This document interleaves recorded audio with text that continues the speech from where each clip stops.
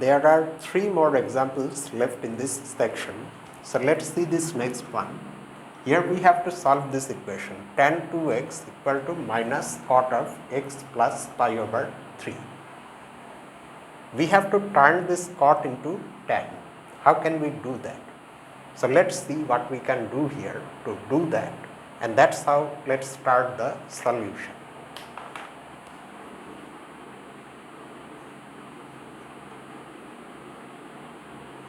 We are going to first of all figure out how to turn cot into tan, and then only we will start solving the equation. Let y be a real number which is not an integer multiple of pi.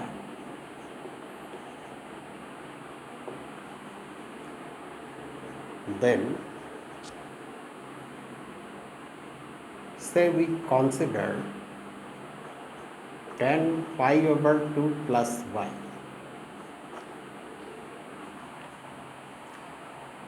You will realize why we are suddenly considering this. Note that in order to see what it will become, you cannot use the tan a plus b formula, because then you will have to write tan pi over 2 which does not have any value. Tan is undefined at that real number. So instead what you do, you use the value, you use the definition of tan.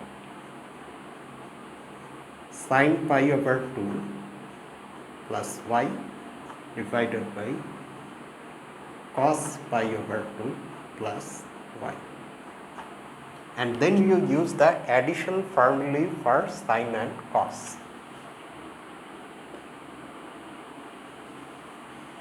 Sin a plus b is sin a cos b plus cos a sin b.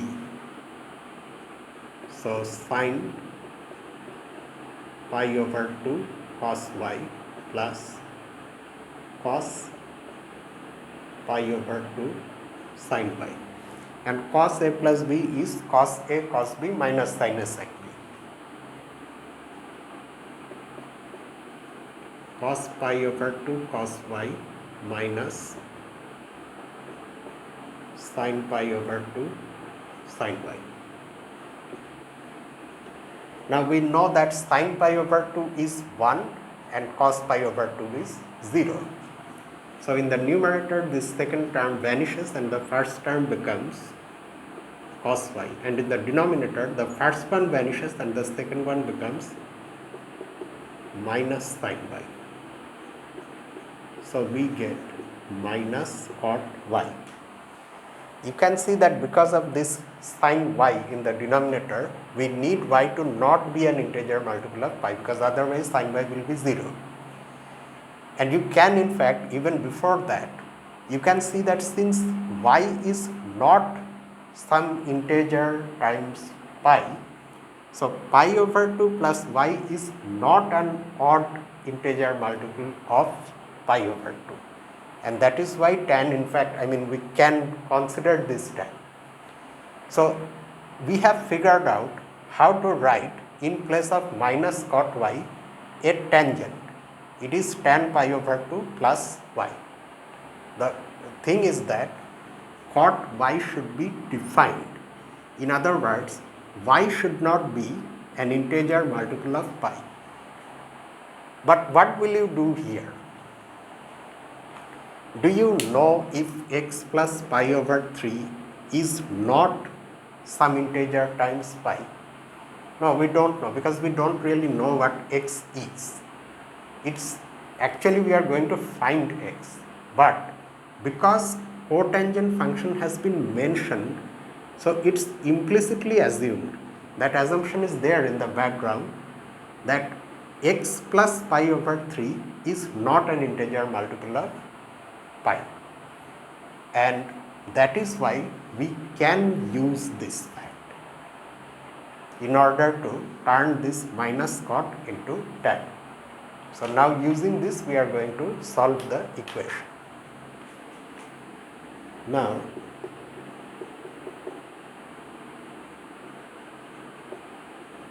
tan 2x equal to minus cot x plus pi over 3.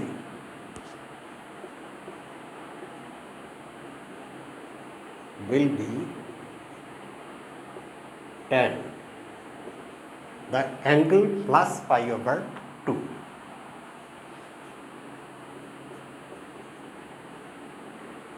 Plus x plus pi over 3. Now if you simplify that a little bit, you get tan 2x equal to tan x plus pi over 2 plus pi over 3 is 5 pi over 6. Okay, now we know what to do next, because we can apply theorem 3 here.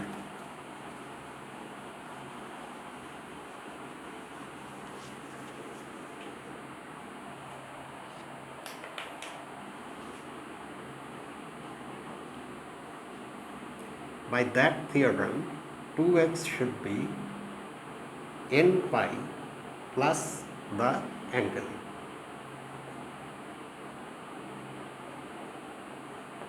Where n is an integer, which is equivalent to having x as n pi plus 5 pi over 6, where n is an integer. You may still have a little bit of doubt about the use of this thing, this identity that we verify before considering the equation. With these x values, is it really the case that x plus pi over 3 is not an integer multiple of pi? For your satisfaction, let's just see. Suppose we forcefully assume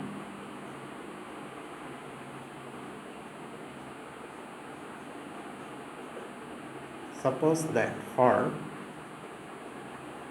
some integer m, we are choosing m because already we have an n here.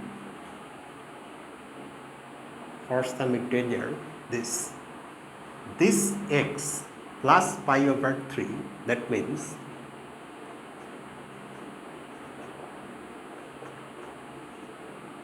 plus pi over 3 is in fact an integer multiple of pi. Then what do we get? Do you also notice something else? I am using double implication here. That's because, what does double implication mean? It means that two things are logically equivalent. If this is true, then this is true. That is the forward direction of implication, this implication. But if this is true, then you can go back also. That's the backwards implication. In other words, they are either simultaneously true or simultaneously false. Why am I using double implication in writing equations like this? That's because, see, normally what do you write? You write only the single direction or simple implication.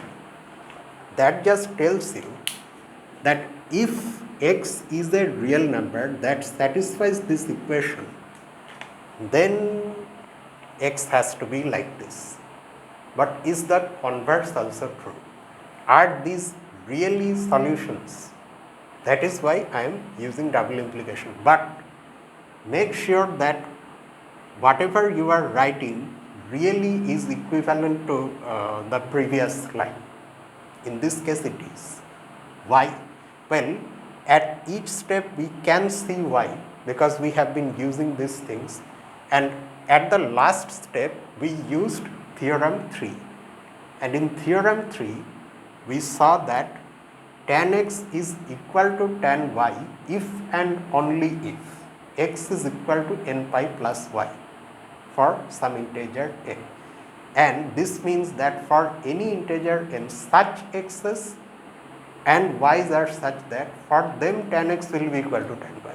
So it's both ways.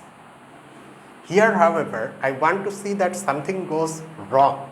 That's why I am using only single implication, because I don't want to go back. I just want to go in one direction and see that something goes wrong. Okay, so we have forcefully assumed that for this type of x's, x plus pi over 3 is some integer multiple of pi. Now you can of course cancel pi and have this.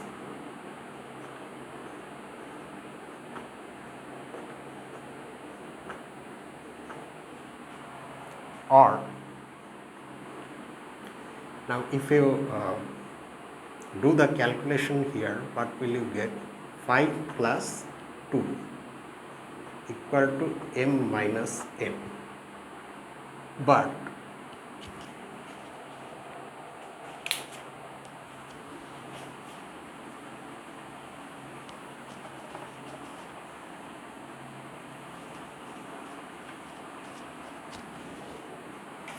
what will you get? The left hand side is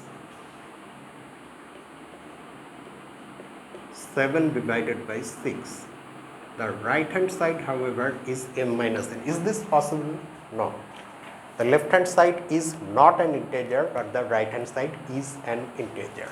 This is a contradiction. Instead of writing which is a contradiction in words, sometimes we use these two implications which are clashing with each other. And that is why this supposition is wrong. So indeed, with this type of x's, x plus pi over 3 really is not an integer multiple of pi, and that is why its cot value exists. So everything is okay. Next.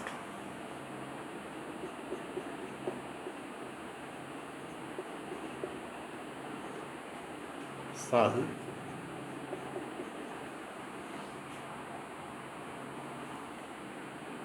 sin 2x minus sin 4x plus sin 6x equal to 0. This is more straightforward. We do not need any extra formula here.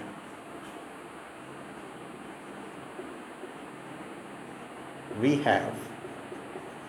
can just take the equation and work with it. Sin 2x minus sin 4x plus sin 6x equal to 0. If and only if.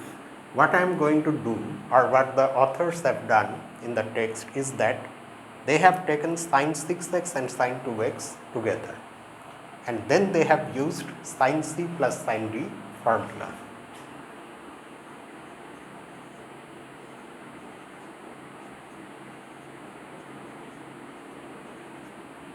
Minus sin 4x equal to 0. The reason will be clear now, why it's being done.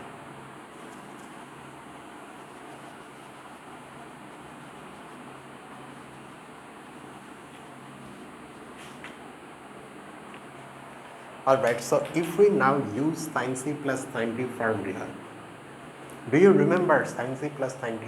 In fact,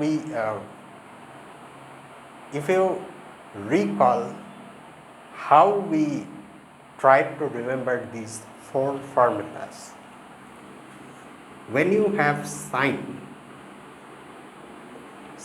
plus sin, then mixed terms come, sin as well as cos, and when there is a plus, sin comes first and cos comes afterward. But if there is minus, cos will come first and sin after that. I say one comes first and the other after because we are keeping one thing intact. If this is C, this is D, we are always first going to write c plus d over 2 and then we write c minus d over 2. And based on these two things, we see which one goes with which one. If there is plus, then sine comes first, cos comes afterwards, because it's about sine. So sine gets preference if there is plus. But if there is minus, cos gets preference. Cos goes with c plus d over 2 and sine goes with c minus d over 2. That is our way of remembering these things. So that means now sin c plus sin d will be this times this.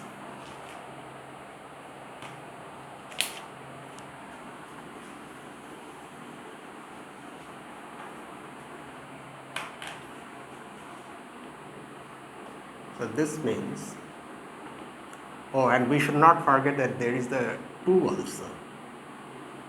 2 times sine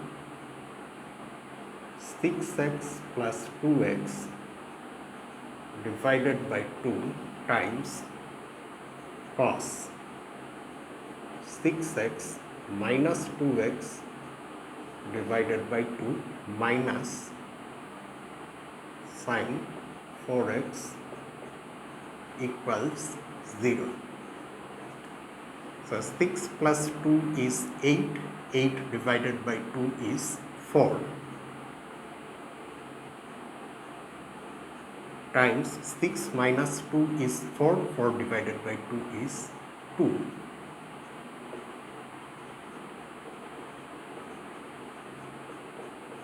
This is why this combination was chosen, because we are getting sin 4x here as well. You can try to do it mentally. If you have enough practice, you can quickly figure out, oh, if I take these two together, then you just keep track of what you will get in these two things. One of the combinations, because you can actually consider sin 2x minus sin 4x also, but that doesn't really give us anything useful here. So among the possible combinations, it won't really take much time to see which one works the best, and that's how you can figure this out, what to do.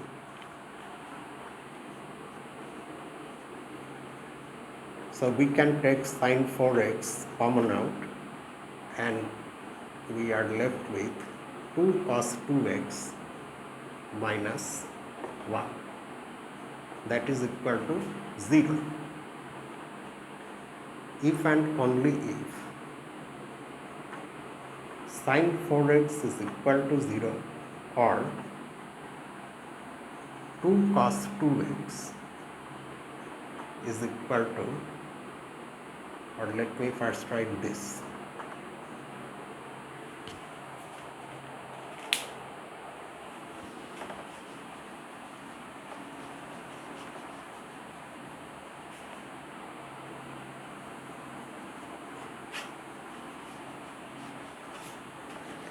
if you find use of double implication a little disturbing, a little unfamiliar, you use your ordinary implication itself. But then the values that you find, you have to then verify that they also are solutions. It's not done anywhere, I don't understand why.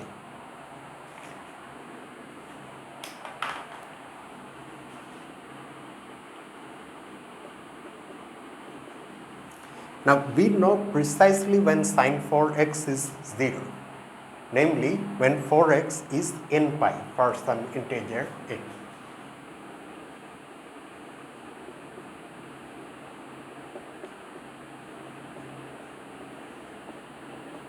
Or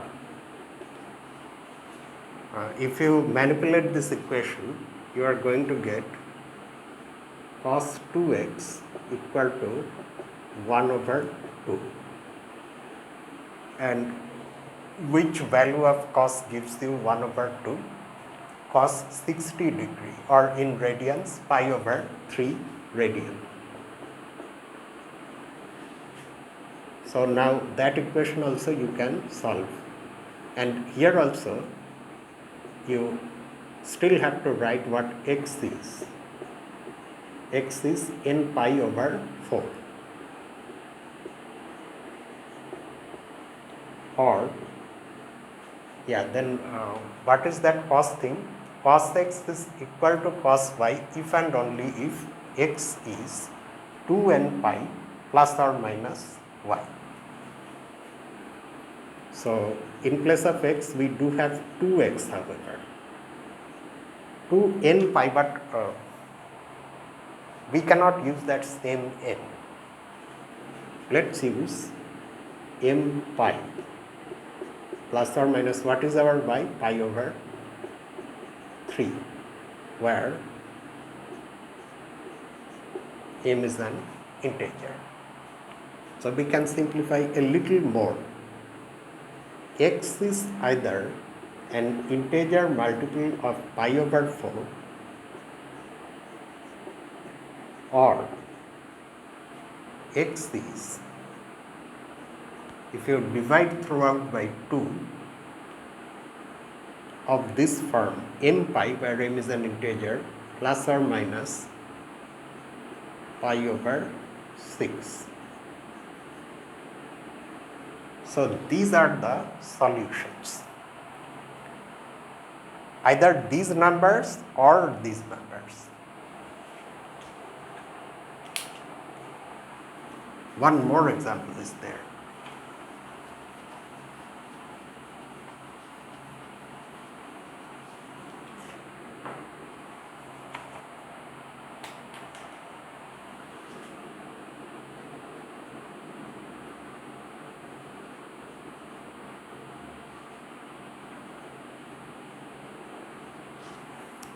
Solve 2 cos squared x plus 3 sin x equal to 0. In this case, you can clearly see that if you turn this cos squared into sin squared, you will get a quadratic equation in sin x, and then from there you can go ahead and do something.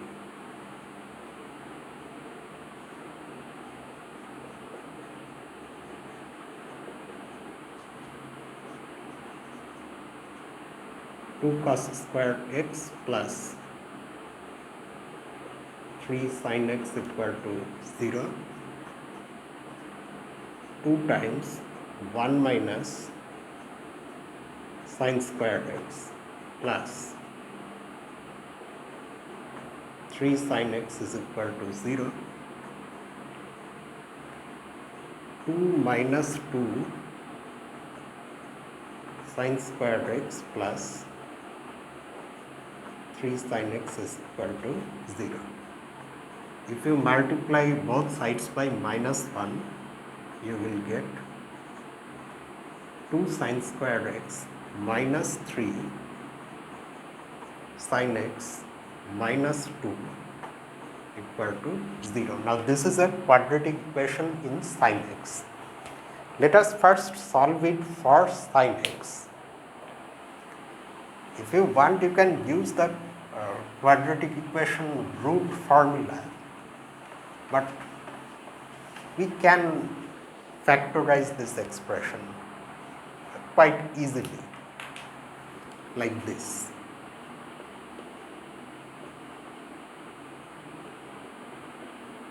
Two sin squared x, in place of minus 3 sin x you can write minus 4 sin x plus sin x.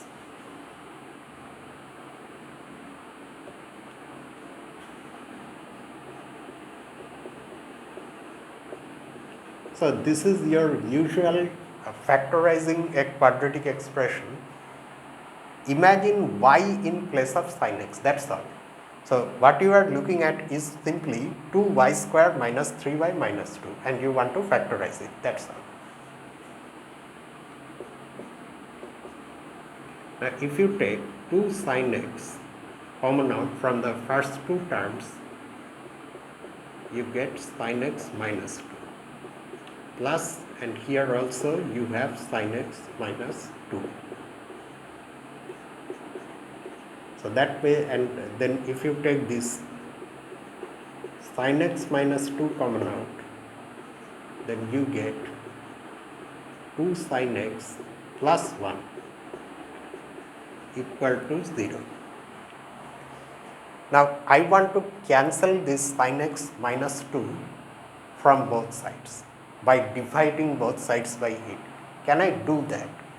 I would be able to do that provided this is non-zero, because you can only divide by a non-zero real number. Always remember that cancelling is just our way of saying things simply. What we really do in such a case is we divide both sides by that thing, and that is possible only when it's non-zero. Is this non-zero? Yes. Why? Because for this to be 0, sin x has to be equal to 2, but sin x cannot be 2. The sin values of in all real numbers lie between minus 1 and 1. It cannot go beyond 1. So what we do, we simply write 2 sin x plus 1 equal to 0, and we write the reason also, since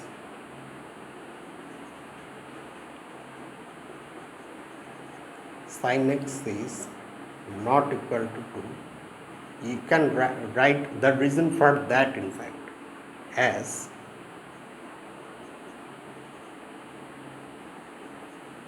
all sin x values satisfy these inequalities. That is why.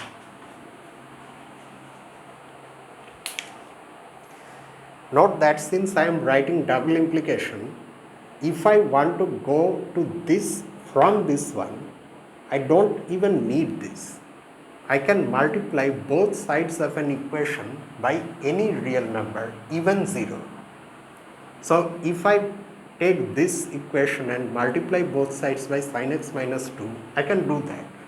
But it's the forward direction that needs this condition. But both the directions are true.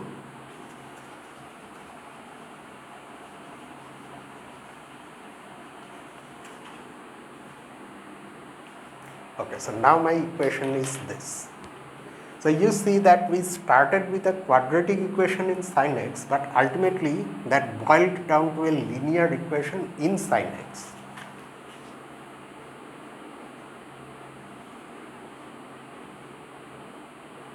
Still, we don't quite immediately get what we want because we have minus 1 over 2.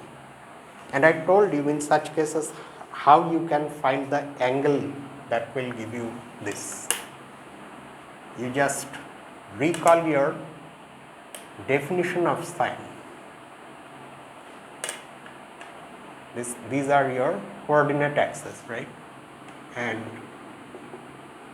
this is your unit circle centered at the origin. What is your sine?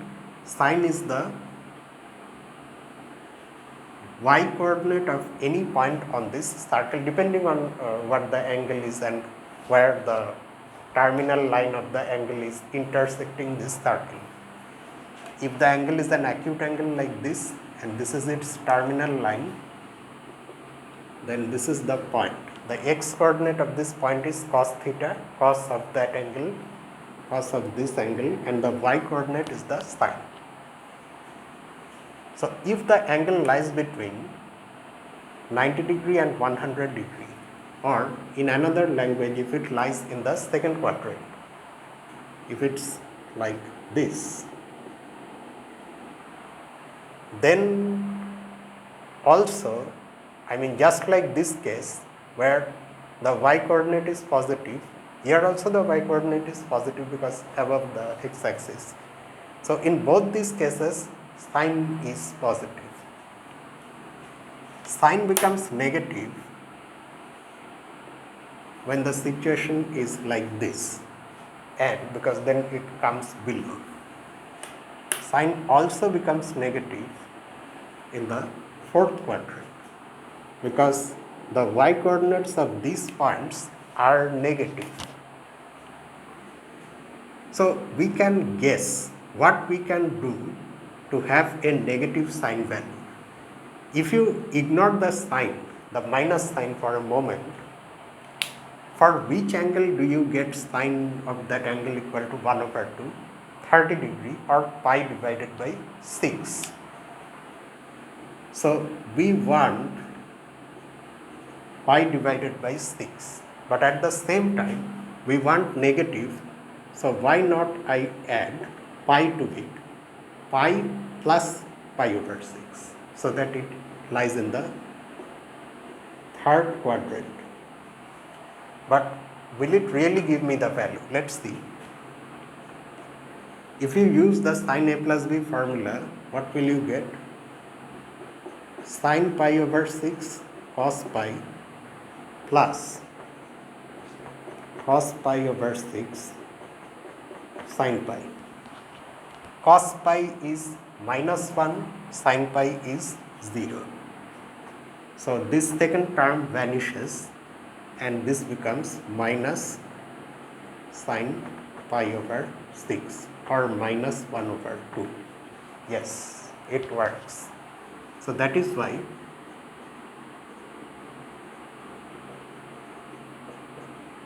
you can write sin pi over 6 plus pi or 7 pi over 6. And now you can write the general solution because you now know what to do. X will be of this general form, minus 1 to the power n pi plus, oh, I think I messed up. No, this is not the formula. I forgot the formula. What is the formula?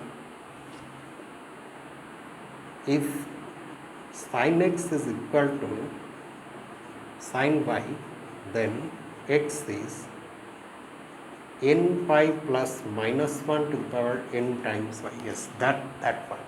You have to remember these things.